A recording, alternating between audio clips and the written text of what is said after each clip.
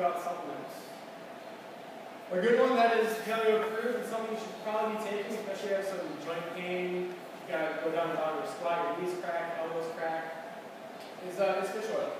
Roughly 5,000 milligrams a day. This is giving you those omega-3 fatty acids. You can also get this from fish, you get this from grass-fed meats. So you don't necessarily have to use popping pills to get this. You get some of this in your normal diet if you're eating high-quality foods. So it's a natural anti-inflammatory.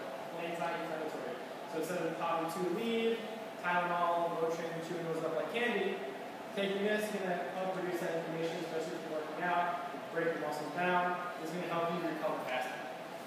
It's a blood thinner, so if you have thin blood or on any other blood thinners, I would definitely talk to your doctor before taking this. If you get cut and you're on blood thinners already, you'll be bleeding a little bit more, which is obviously not good. Protein. Talk about this post-workout, especially for athletes. Anybody who's trying to build muscle should be taking something after the workout, trying to replenish themselves. Talk about how much our body can intake. Somewhere less than 50 grams. Other than that, it's just going in the toilet, literally. Okay. So somewhere around 20 grams, 21 grams at 3 blocks. That's probably right in the sweet spot of what your body can absorb. The paleo zone thing with that. We talked about how milk is kind of one of those edge cases. Whey protein, obviously the easiest way to be getting that protein after the workout. It's on you. If you have like a lactose problem, then look for a lactose-free protein. If you don't, take something that has minimal ingredients. You don't see soy in the list of ingredients. You don't see a list that's like this long with random things that you can't pronounce. That's not going to be a high-quality protein. There's a lot of grass-fed protein brands now that are kind of in the CrossFit as advertisement realm. Stronger, faster, healthier. Progenics, not necessarily this grass-fed thing, but it's all over CrossFit, so people take it. It tastes delicious. It has soy in it, so if you have any soy issues, I would try to avoid that protein. Protein, I talked about primarily for muscle recovery. And a magnesium supplement. It helps you sleep. So if anyone's kind of tossing and turning, it also is a natural muscle relaxer. So it actually will also aid in the recovery of your muscle.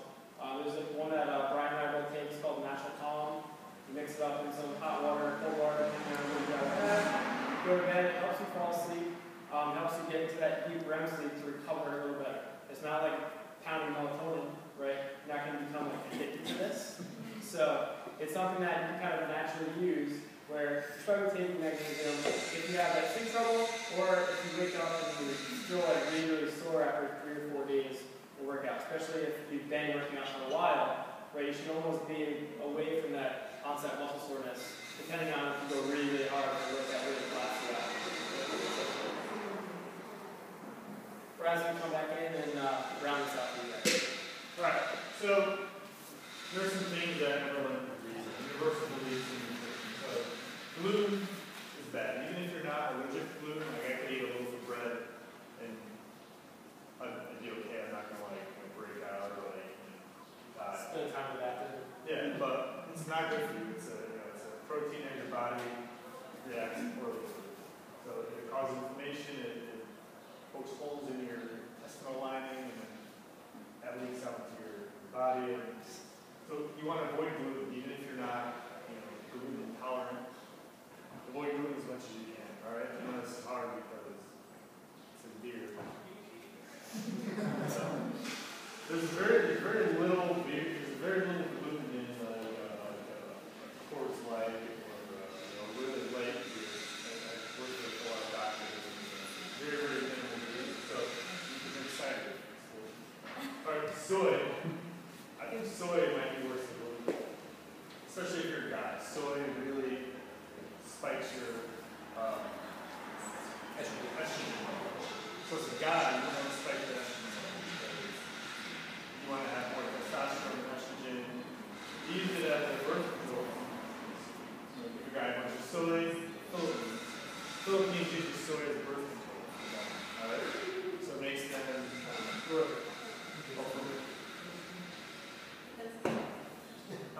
They don't prescribe it. So soy fat. So if you see coworkers trying to eat tofu, Or vanilla soy lattes. yeah, no, it's not good. So soy milk, bad milk. And then you want to avoid excess refined carbohydrates. These are the top three you want to try to eliminate from your diet. If you can't do zone paleo, it will be very difficult diet to implement into your life. But if you can just knock out these three things, you're 75% of the way there. All right. All right. So you want to prioritize your changes. You have to make one big change: excess carbohydrates. So instead of having 75% of your diet from carbohydrates, switch it up. 40, 30, 30 is pretty standard for CrossFit athletes. I probably go even heavier in fat. With the blocks and stuff, sometimes I eat 5 macadamia nuts in one mouthful. If you work out a lot and you're burning a lot of fat, you eat just, I can't imagine what my fat is per day, 100 grams plus. But if your body's burning fat, you're not gaining anything weight. So you're getting the calories you need from that fat, and it's balancing out. You're not spiking your. You want slow burn. Nice slow burn. I got a nice slow burn going on all day. All right. So you want to eliminate sugar, processed food, and even the complex carbohydrates. A lot of people are still on it's whole wheat pasta. Well, you still eat 75 grams of carbohydrates. It's burning slower, which is better, but it's still effective. And pasta, on the common bread pasta, it has gluten and excess carbohydrates. It's bad. So I stopped eating pasta a couple years ago, and then I had a big bowl of pasta one day, and I could go home. It's just it literally was killed me. So you don't realize how bad it makes you feel until you take it out of your diet and you bring it back in. Alright, so gluten, anti-nutrient, it takes away nutrients. So instead of, you want to bring good nutrients into your body, gluten prevents your body from absorbing those good nutrients. So you want to do it. And then legumes, very similar to gluten, it has protein on it, and it causes inflammation in your body. And it compares to your Alright, so all this is a lot of information to take in. You want to think about trying to make the best choice. We all have jobs, we're busy, we don't have time to prepare all of our meals and carry a cooler or bag around with us at all times. So make the best choices. You can go out to eat with your friends and your family's in town, and they don't want to go to your favorite paleo restaurants. So salad versus fries, for example. You go out, my goal is to lose weight, and you get your steak, and you're like, oh, come with fries. Well, can I set aside some? Restaurants usually pretty good about that. Don't drink soda. No. Diet soda, 0-calorie soda, it's just terrible for you. Drink water. Water is the best thing. I drink water, and basically, that's it. Soda, some coconut milk, something like that. But yeah, if you drink the soda, you're basically throwing in the towel. How many sodas are, alright? So eat vegetables, there's a pasta dish, you go out to dinner. You'd be amazed at what you can find on a menu that's fairly paleo friendly. You don't have to get the raviolis. There's usually fish or steak, chicken, and you could always sub in the excess pile of carbohydrates that comes with it. You could always sub in the vegetable. Alright? And drink, alright? We're all fairly young, fairly active, we live in a big city, we're going to go out, we're going to have drinks, alright? You want to get clear liquor, cider versus beer. I love beer. But you can't, if you want to feel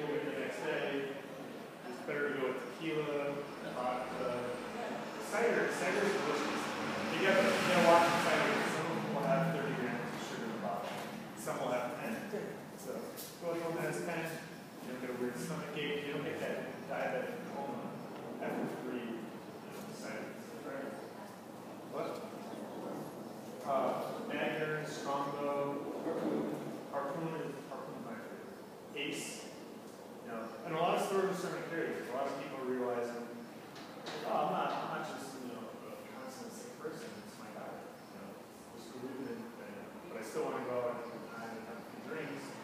So a lot of stores all over Brooklyn, Manhattan, you can find cider almost anywhere. A lot of bars now too. If you go to any like Irish bar, they're always gonna have Magnum. Yes, always have Magnum. Any like English ones definitely have Strongbow. You know, like hipster places have probably more expensive things you've never heard of at their centers because you gotta be in crack. Rice is a, you know, if you want to put in more carbohydrates into your diet, it's kind of a fine line. But if you're what? Yeah, if your goal is to gain mass and muscle, you could have rice. It's the cleanest carbohydrate you take that's not fatty. That you can get in more of a mass quantity. That doesn't mean go eat rice every single day. Right? If you have a hard workout, eating rice, fine. If you're eating rice every single day with every meal, probably not good. If everything you eat is on top pile of rice, and your goal is to lose weight, probably not a good idea. If your goal is to gain weight, and you work out 5 times a week, and you have, you know, rice 3 times a week, probably a good idea. Is wine worse than beer, or? Wine is better than beer. Yeah. I had a different wine. So you want the clear liquors, wine, cider. Those are like the best things, especially red wine. But there's a lot of sugar in it. You don't want to drink a big bottle. Drink a small bottle. What about rice versus quinoa, or olive oil, seasonings? Quinoa is it says, It's seriously. yeah, it's kind of like It's like high in protein, but they say it causes inflammation. yeah, it's still great. Yeah. It still has protein that You causes stay away. inflammation. I would stay away from that over just regular people like us. All right, so does anybody have any questions? This is our last slide. So it's not that hard. Make the big changes, make the important ones. And then if you really want to, you know, so there's a 30-day whole challenge you can do where you really completely eliminate, you know, anything that's not paleo. You see what the results are. And then you kind of pick a lifestyle, you pick a diet that you can maintain.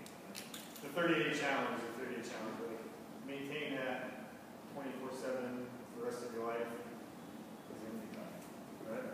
So you do the 30 days. You're like, wow, I lost weight. I feel so much better. I have more energy. And then you can kind of scale back, you know, 20%. Have a diet that you can actually live with when you're not looking at everything. You can't eat anything at the restaurant. So 30-day challenge. It's online.